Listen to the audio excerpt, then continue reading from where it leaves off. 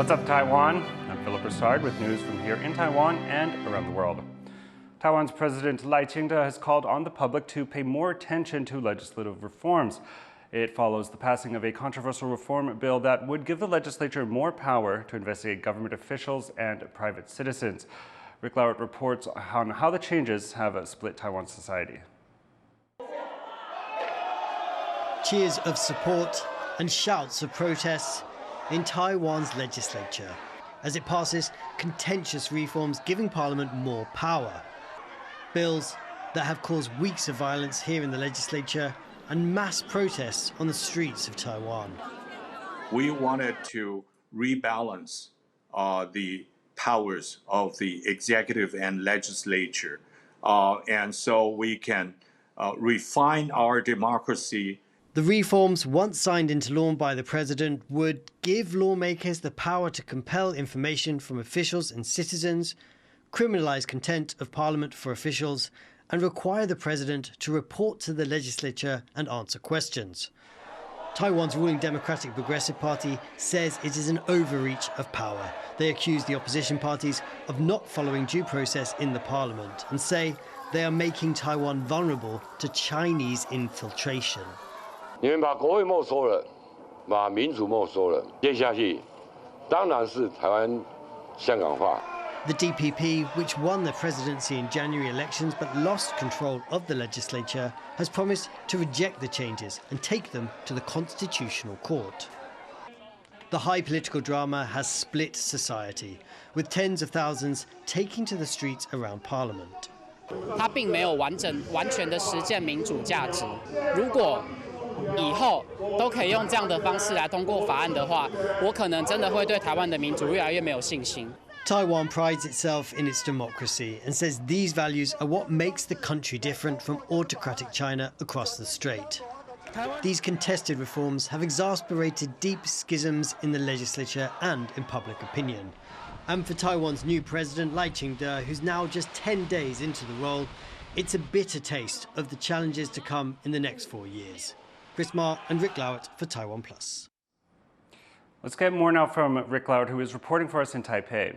Rick, in the lead up to all this, we saw some extraordinary scenes unfold inside the legislature and, of course, those huge protests on the streets. Obviously, it's hugely divisive issue, so what happens now? It's the calm after the storm. The lawmakers have left that main chamber in Taiwan's legislature and they've taken their flags, their banners, their balloons, their paper aeroplanes with them. The protesters have also left the streets around Taiwan's parliament. Those roads are now reopened. But the deep political divisions remain. It's just that the battlegrounds are changing. Taiwan's cabinet says it's going to send this controversial bill back to the parliament for more discussion. The main ruling party, the Democratic Progressive Party, the DPP, says it's going to take it to the Constitutional Court. And the main opposition party, the Kuomintang or the KMT, is emboldened, and they said they're going to go on an anti-corruption drive. They're going to go after the DPP on various issues, various scandals that have come up in the last couple of years. So what about the protests? Well, they reached a crescendo last night. Organisers there urging people not to give up the fight, to go back to their communities, to regroup, to put pressure on local politicians. And there is, of course, still the chance that these could escalate. The protests have been very peaceful so far, but in the past, movements like this have ended in the storming and the occupation of Taiwan's legislature. So it's been a winning of a battle for Taiwan's main opposition parties, but the political war looks set to continue. That was Rick Lowert reporting live from Taipei. The Digital Ministry is gearing up to tackle Taiwan's online scam problem. The ministry will develop a new platform in about 3 months to investigate possible incidents of fraud. It will let internet users report suspected scams, which will be examined by AI. If it is identified as a scam, it'll be passed on to authorities without users having to call the police anti-scam hotline. The platform will also let celebrities report cases of identity theft. According to the Criminal Investigation Bureau, many online fraud cases in Taiwan involve celebrity impersonation. 接到这些讯息以后，我们就会尽速的分派。说如果是访到名人的话，我们就直接跟那些名人联络，使用一些 AI 的方法就是我们主动去搜寻这种可疑的诈骗。Legislators in Taiwan are proposing paid leave for women who have early miscarriages. Currently, women who have a miscarriage within the first 3 months of pregnancy do not receive paid leave. Later miscarriages entitle women to 4 weeks of leave with full pay. The changes would provide 5 to 7 days of paid leave following an early miscarriage. The move has popular support, but the Labor Ministry says small businesses are worried it could hurt their operations. 对一个小型企业、微型企业，在它的那个成本负担上面会有一些担心。The recent death of 2 firefighters in the line of duty has given new energy to calls for a firefighters union. Firefighters are also demanding greater protections to stop accidents on the job. John Redchest reports. A moment of silence as the names of Taiwan's latest fallen firefighters are added to a list going back a decade. Li Yongzhen and Zhou Lixin ran back into a building in the northwestern city of Hsinchu early Monday, trying to reach trapped people when they were overtaken by smoke. This gathering of firefighters is determined their deaths won't be for nothing. Outside the legislature, they're taking aim at the government. 都要等到殉职案发生，才稍稍的会回应我们。然后我们提出的消防改革诉求，还要被打折，还要被妥协。难道这些消防员的生命是可以被妥协的吗？ As civil servants, Taiwan's firefighters aren't allowed to form unions, and they're not covered under Taiwan's health and safety laws. This group, the National Association for Firefighters' Rights, argues this first point means firefighters are unable to negotiate for better conditions and equipment. And it says the second leaves firefighters exposed to simple workplace accidents. 在过往，我们都是用一般的工程梯，但是工程梯它的使用限制啊，还有它的负重啊，其实都不能足以就是应付我们的救灾的工作。那所以在几年前有人因为使用工程梯受伤，但是我们的政府完全没有针对这个部分去做检讨，也没有去调查，那导致说现在大部分的政府的消防局的半数以上的消防分队都还在使用工程梯。 消防员的命，消防员决定。 Firefighters' demands for a union and legal workplace protections are far from new. Protests like this one have been going on for over half a year since an even more fatal blaze. But the most recent deaths have put new energy into a push to get both. And these firefighters reject the government's alternative proposals. 执政党没有听见我们的声音。 治安的部分，装备的汰换、保养、检修、维护，分队驻地设施的完善的安全，消防专业的分工，各式抢救原则的严格落实，还有完善，这些都是属于治安的一部分。 我们看到执政党提出来的草案，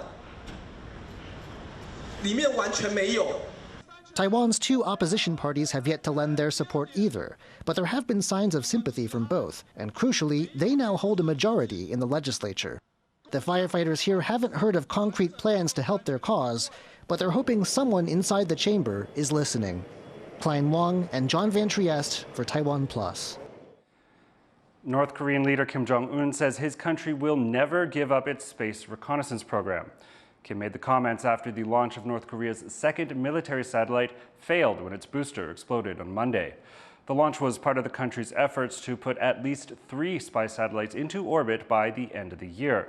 Kim Jong-un says U.S. military provocation has made satellite capabilities a necessity.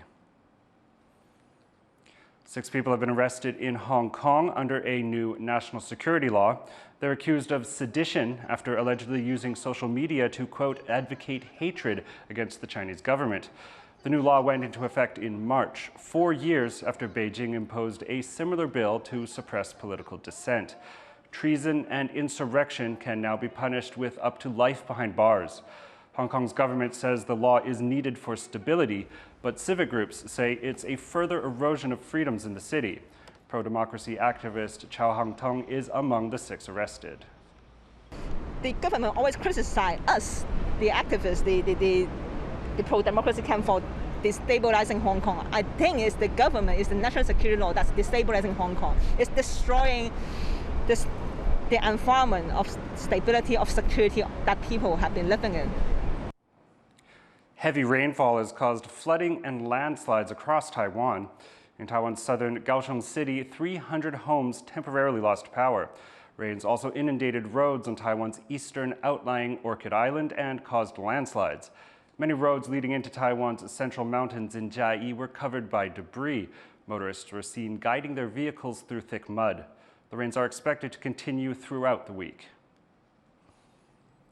In early April, the biggest earthquake in 25 years hit eastern Taiwan, causing severe damage and devastating the tourism industry. To lure visitors back, locals in Hualien have hosted an unconventional event. TaiwanPlus sent a team of reporters to check it out. 3、2、1，放！比赛开始。 More than 100 snails from around the country gather in Hualien Township, eastern Taiwan, to compete in the world's slowest sport. They're here for the 2nd annual Snail Racing International Championship, and the snail owners are more excited and nervous than the competitors. 刚好前几天下雨，然后我们就晚上就出来草边找蜗牛、找选手。 品种不重要，你们不是说国籍没有分国籍吗？我逐天的迄训练拢无共款，有当时啊就是透早的时阵叫因叮当，有当时暗时，有当时啊就可以食足饱的时阵，带伊救出来，叫伊叮当，有当时个摇2、3天，有当时放冰箱安尼。The snails line up at the starting line, the inner yellow circle at the center of the table. The snails, with their number marked on their shells, crawl towards the finish line. The first snail to touch the outer circle is crowned the winner. And the winner is this giant African snail named Yuzhou Changchanggun, which means the universe rolls on. It completed the 33-centimeter crawl with a record-break performance of 1 minute 25 seconds. The prize, a bundle of organic sweet potato leaves. 要怎么处理它？在那带它回家，然后把它野放了。要野放吗？对对，不会把它煮来吃，没有要煮来吃，对。 Hualien Township, with about 10,000 residents, has the lowest population density in all of Taiwan. In 2014, it was named Taiwan's first slow city by City Slow International, a group that encourages a slower lifestyle and eco-friendly habits. Since then, the snail has become the town's symbol. The snail mascot can be seen everywhere. Alongside the snail race, a baby crawl race was held in another part of town, with the toddlers dressed up as snails. Inspired by snail races in the UK, the organizers of the Hualien race hope to attract more people to this town in Taiwan's East Rift Valley after a devastating earthquake in early April. Many visitors were scared off by the quake, and organizers hope the snail race can get people interested in the town's slow lifestyle. 我们没办法讲说我们这边怎么慢，但是你回到都市会明显的感受一种强烈的对比。什么叫做快？我们住太久了是讲不出来，但是就是这样，很舒服，没有太多的人口，太多的车辆，然后慢慢的做我们自己想做的事，也欢迎大家来凤林住。After a day filled with laughter and leisurely races, locals hope that more people can experience the beauty of slow living. Scott Huang, PT Zhuang, and Sandy Chi for TaiwanPlus. Thanks for joining us here on What's Up Taiwan. You can visit the TaiwanPlus website or follow our social media for more of our stories. Finally today, paddle along with us to the U.S. state of Florida for Key West's annual homemade boat race. I'm Philip Brossard. Take care. We'll see you next time.